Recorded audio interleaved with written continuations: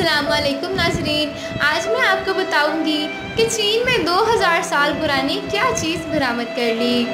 ماہرین آثار قدیمہ نے شمالی چین کے صوبہ ہیبی میں 2000 سالہ قدیم ایک مقبرہ دریافت کیا ہے۔ یہ مقبرہ مونچنگ ضلع کے باؤڈنگ شہر میں واقع ہے۔ یہاں کھدائی کا کام 1 نومبر سے شروع کیا گیا تھا۔ کھدائی کے دوران مقبرے کے آثار ظاہر ہوئے۔ خیال کیا جاتا ہے کہ یہ مقبرہ 2000 سال قبل مغربی ہند دور حکومت میں تعمیر کیا گیا تھا۔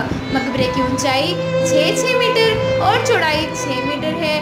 یہ 1968 میں دریافت ہونے والے شہزادہ لیو شنگ کے کسی ماتحت کا مقبرہ معلومات ہوتا ہے، جس میں سونے کی تاروں سے بنا ہوا مشہور کفن اور قیمتی پتھر بھی پائے گئے۔ اس میں 49 رنگدار برتن بھی پائے گئے ہیں، جبکہ مقبرے سے قیمتی پتھروں اور کانچی سے بنے ہوئے برتن بھی دریافت ہوئے ہیں۔